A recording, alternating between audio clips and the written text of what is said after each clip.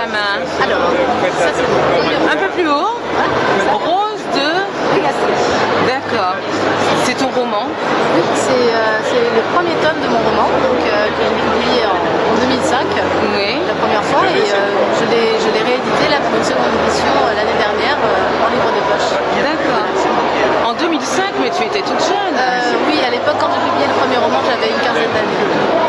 Wow. Mais j'ai mis un petit peu de temps. C'est vrai que je prends beaucoup de temps et de soins à préparer les romans. Et du coup, j'ai publié le premier en 2005, le deuxième en 2011 et le troisième tome vient tout juste de sortir. Voilà. Là, c'est le troisième tome de Rose de Végasri, voilà, qui vient de sortir et du coup en 2014. Donc c'est une saga. C'est une saga. Le premier tome raconte le voyage de l'héroïne de retour chez elle sur la planète Végasri. Et à partir du deuxième tome, on est vraiment sur la planète Végasri et doit prendre des responsabilités importantes et de très grands défis l'attendent.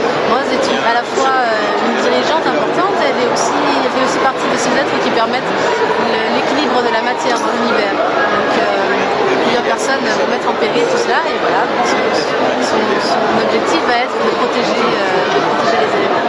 Pourquoi? Parce que c'est un petit peu... Ce sont des romans de fantasy. D'accord. Les romans de fantasy, ce sont des romans où on invente un autre monde. Et ce sont des romans d'aventure.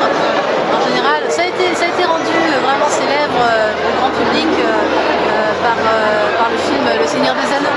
Tout le monde connaît. Mais bon, ça fait très longtemps qu'on écrit des romans de fantasy, surtout depuis la Seconde Guerre mondiale. Et quand on écrit des romans de fantasy, on invente de nouvelles sociétés, de nouvelles cultures, de nouveaux êtres. Un nouveau monde, quoi. Un nouveau monde, Ouais. Mais même si on invente un nouveau monde, on ne cesse pas d'être humain, on ne cesse pas d'être qui on est. Moi, je ne cesse pas non plus d'être antillaise et donc il y a des références. Et parce que toi, tu es de la Martinique. Voilà, je suis martiniquaise. Je vis en Martinique. Quand tu as écrit ton premier roman à l'âge de 15 ans, tu étais en Martinique. Oui, j'ai grandi en Martinique et j'ai toujours été inspirée par la Martinique. Et c'est là où je pense que j'écris le mieux. Et maintenant, je vis en Martinique. J'ai juste fait mes études autre part, mais sinon, j'ai toujours... Tu as fait des études de quelle branche? J'étais à Sciences Po Grenoble, donc j'ai fait mes études à Sciences Po Grenoble. J'étais entre Grenoble et le Mexique pendant mon master, parce que je faisais de la recherche au Mexique. Et ensuite, maintenant, là, je suis rentrée en Martinique pour faire mon doctorat en sociologie. D'accord. Et qu'est-ce qui t'a donné envie d'écrire quand tu avais 15 ans? Tu as de la famille qui Non, pas du tout. J'ai pas du tout de famille. Dans ma famille, les gens n'écrivent pas vraiment. C'est vrai qu'il y a quelques personnes dans ma famille maternelle, j'ai appris qui écrivaient, mais mes parents n'étaient vraiment pas intéressés par la littérature. C'était vraiment une surprise pour eux. En fait, j'ai toujours écrit depuis toute petite. J'ai appris à écrire pour pouvoir raconter des histoires. C'est quelque chose qui m'a toujours fascinée quand j'étais toute petite. Je regardais les livres, pour moi c'était des objets magiques et j'avais envie de devenir magicienne moi aussi. Donc j'ai toujours dit que j'écrirais et dès que j'ai appris à lire, j'ai pu écrire. Dès que j'ai appris à écrire, j'ai écrit des histoires. Ce qui fait que ma première histoire, mon premier roman, on va dire, je l'ai écrit quand j'avais 7 ans. Et quand j'ai publié mon premier roman à 15 ans, ça me paraissait pas si exceptionnel parce que C'est-à-dire que celui que tu as publié quand tu avais 15 ans, tu l'avais déjà écrit assez... Non, j'ai écrit une histoire quand j'avais 7 ans, qui était déjà assez importante. C'était ma première histoire. Et après... Mais qui n'a pas été publiée. Non, j'avais 7 ans, faut pas exagérer non plus. On sait jamais. Mais, quand j'ai terminé cette histoire, après j'ai continué à écrire simplement, à écrire d'autres histoires. Ouais. Et Rose de Végasri, quand j'ai publié à 15 ans, de mon point de vue, j'avais 8 ans d'expérience. Alors ça surprenait tout le monde et bon, mais pour moi, de mon point de vue, c'était pas quelque chose de... C'était pas bizarre. Maintenant que j'ai 24 ans et que je regarde les choses en arrière, je me rends compte que quand même c'était spécial. Mais quand je le vivais, pour moi, et aujourd'hui encore, j'ai publié 3 romans aujourd'hui, mais... Alors tu as publié 3 romans et la maison d'édition, c'est la tienne. Oui, exactement. Comme beaucoup d'auteurs martiniquais finalement, puisque j'avais décidé aussi de ne diffuser mes romans qu'en Martinique pendant longtemps. J'étais très jeune, mes parents aussi n'avaient pas envie que je sois trop exposée et je les comprends vraiment et je les remercie aujourd'hui parce que quand on est jeune, on pourrait ne parler de nous que parce qu'on est jeune. En fait, moi j'ai envie que les gens connaissent mon histoire, qu'ils lisent mon histoire, qu'ils lisent mon roman pour ce qu'il est. Et donc j'ai préféré attendre.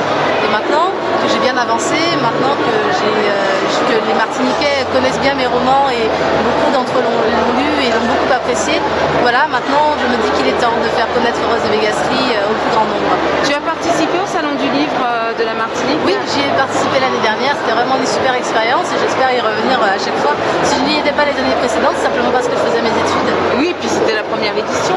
Ah oui, en plus, moi j'avais participé, non c'était pas en Martinique, c'était au Salon d'Île de la Guadeloupe. D'accord. Aussi, j'avais participé au Salon d'Île de la Guadeloupe quand j'avais 16 ans, quelque chose comme ça. Et après, je n'y étais pas retournée parce que je faisais mes études. Mais là aussi, le Salon d'Île de la Guadeloupe, ça a été vraiment une super expérience.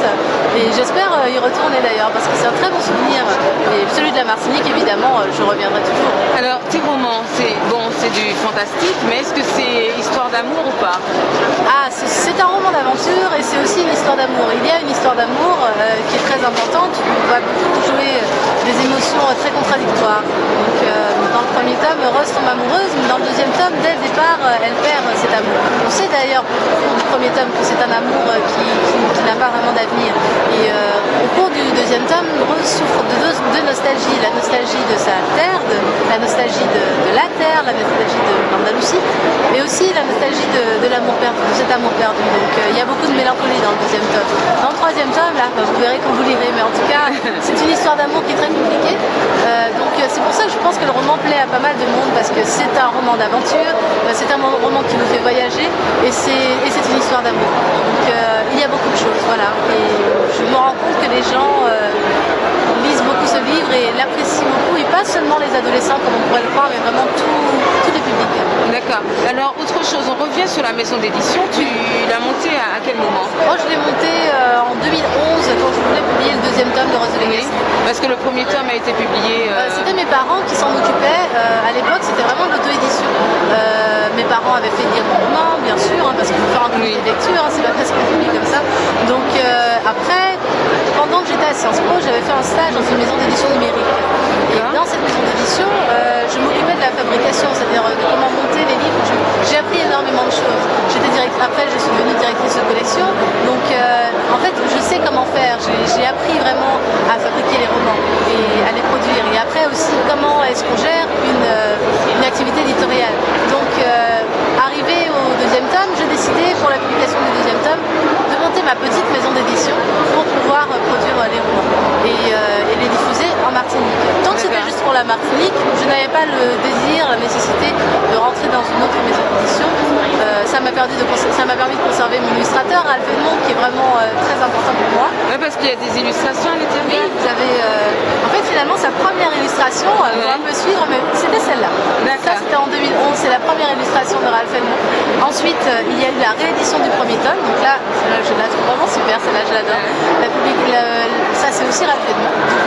Et là, il vient tout juste de sortir, donc le troisième tome, voilà, qui est encore une réalisation de Ralph Edmond. Et voilà, maintenant, on a une telle complicité, c'est aussi un jeune illustrateur martiniquais, et on a une telle complicité qu'on fait les dédicaces ensemble en Martinique. Et là, il me manque beaucoup, j'aimerais beaucoup qu'il soit là l'année prochaine. Parce que ce sera pour l'année prochaine. Oui, les personnes les lecteurs qui viennent chercher les romans, quand on fait les dédicaces, ils ont ma signature, mais ils ont en dessous un dessin de Ralph Edmond. Il dessine les personnages, il est dessinateur de BD, alors du coup il les dessine comme le ferait un dessinateur de BD. Et ça, je trouve que ça rajoute quelque chose d'extraordinaire, c'est très important. Alors rendez-vous l'année prochaine alors? Oui, rendez-vous l'année prochaine avec, je crois qu'on aura les 4 tomes, l'histoire va se terminer.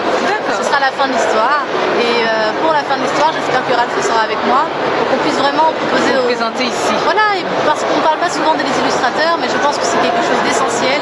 Ça donne une identité au roman, et c'est vrai que moi, j'ai tendance à promouvoir cela.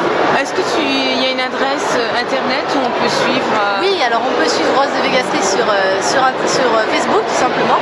Donc si on tape Rose de Végasserie sur Facebook, on le trouve. En tapant mon nom, on le retrouve aussi assez facilement. Sinon, il y a le site aussi, chonville.fr, vous trouvez facilement. À l'intérieur du roman, il y a les informations, mais voilà, si vous voulez en savoir plus sur le roman, vous allez sur chonville.fr. Et si on veut l'acheter? Sur chonville.fr, vous pouvez acheter le roman aussi. Sinon, il se trouve dans toutes les librairies en Martinique. Et maintenant, grâce à la région, je peux venir ici, faire des contacts. Très bientôt, il sera disponible en librairie à Paris. Voilà. Merci beaucoup Nadia. Merci beaucoup.